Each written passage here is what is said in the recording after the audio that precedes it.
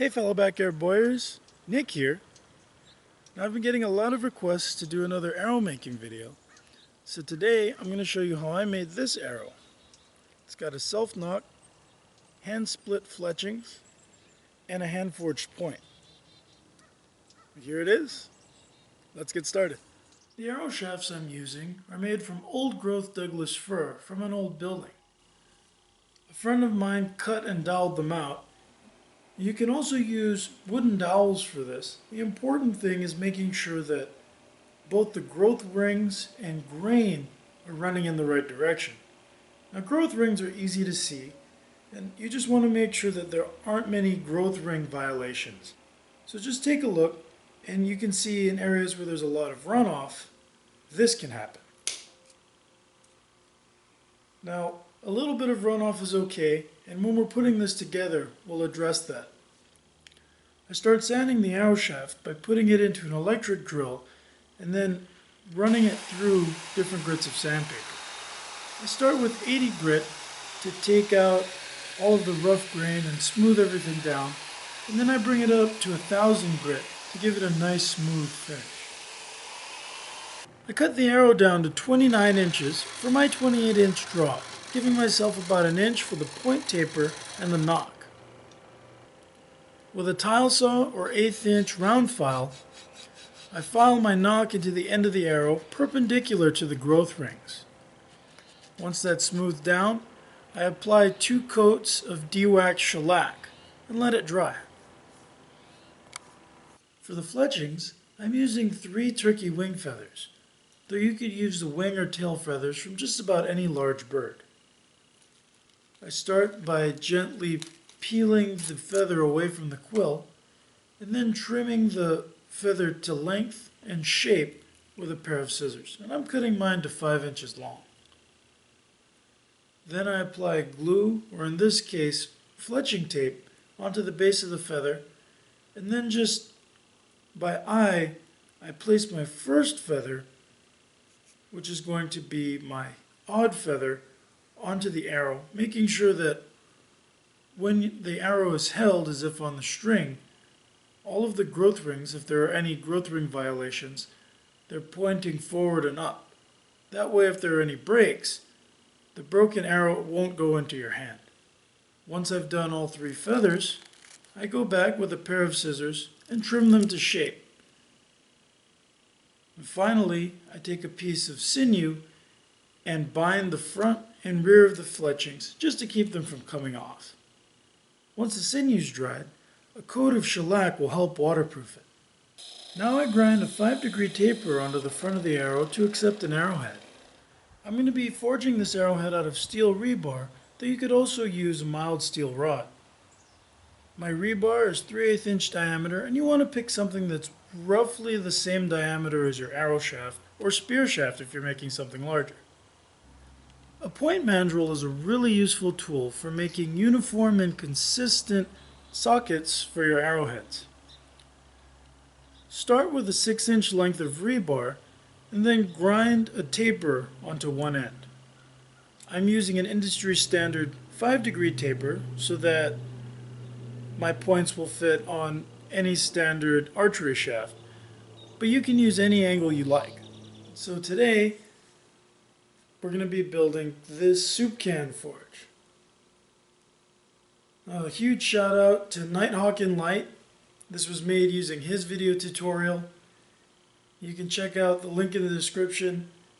It's a really nice video. It's a pretty detailed build, and I really like the way this works, the way it's set up.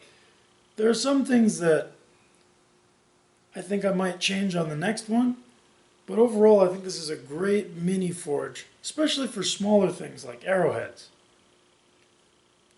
So without further ado, let's get started. Here's a list of the materials and tools I'm using for this build. Once you have the tools and a torch, it doesn't cost much to build multiple forges. Now that I have all my tools and materials, I'll start by assembling the forge stand. The base of the stand is a 5.5 inch length of 2x6 lumber. I place the two 4-inch L brackets 2 inches apart and then attach them to the base with 4 1-inch wood screws. Now that the base is finished, I bring the soup can up to the brackets and mark where the holes are. Holding the can in place, I figure out where the port for the torch will go so that the torch will angle slightly into the forge body, and mark 1 3/8 inches away from the bottom of the can. I then drill out the mounting holes with a 1/4 inch bit and the port with a 3/4 inch spade bit. If you can get one, a hole saw or a spiral bit would leave a much cleaner hole than the spade bit. Now that the holes are drilled, I screw the threaded end of the 1/2 inch pipe nipple into the port and make sure it's angled the way I want it. I also secure the soup can to the stand with 2 1/4 inch bolts. The refractory in this forge is a mix of plaster of Paris and play sand. After I mix equal parts of sand and plaster, I add just enough water to get a clay-like consistency. I then fill the forge about 3/4 of the way and then use a 1 1/4 inch PVC pipe with the end sealed off to create the inner chamber. The back of the chamber should be flush with the torch port. Once everything's done, I make sure the port is clear and then clean up the outside of the forge and make it look nice while the plaster has time to set. Now that the plaster mix is set, I'm going to run the forge for the first time to drive out moisture and to fully cure the refractory lining. After a while, the inside of the forge will start to glow orange and it'll start to retain heat. Once that happens, I know that the forge is ready to use. Once the forge is up to temperature, I put one end of the rebar in and hold it there until it glows a bright orange. Now I take it to the anvil and start by upsetting the end by striking it point first into the anvil. I'm just trying to get a little more width so we can make our socket. Next I start forging out the socket. I'm trying to form a rough spoon shape that is a little more than 3 times as wide as the rest of the rebar. Once the socket is flattened out and the ends are tapered thin, I start to fold the socket over. I gently begin rounding it out with gentle taps, making sure not to collapse it or have any sharp creases. Now that the edges of the socket have overlapped and everything is rounded, I put the point mandrel into the socket and tap it into place. A little more gentle shaping, the fit is nearly perfect. Using an axe head as a hot cutter, I cut the point off of the rebar about 1/2 inch from the start of the socket. Now holding the socket with a pair of pliers, I draw the arrowhead out into a 4-sided point. And then after a final fitting onto the point mandrel, I let the point cool down in the air. Once it's cool to the touch, I can take it to my grinder and start grinding it down to shape.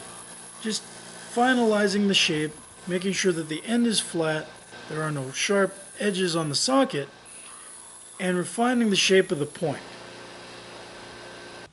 Once everything's ground down, I place it back into the forge until I get a nice red glow, and then I dunk it in oil to cool it off and also to give myself a nice black oxide finish to keep the point from rusting. Now that the arrowhead's finished, I take a cone of sandpaper and just rough up the inside of the socket. I glue it onto the arrow shaft with some hot melt glue. Now the arrow's finished.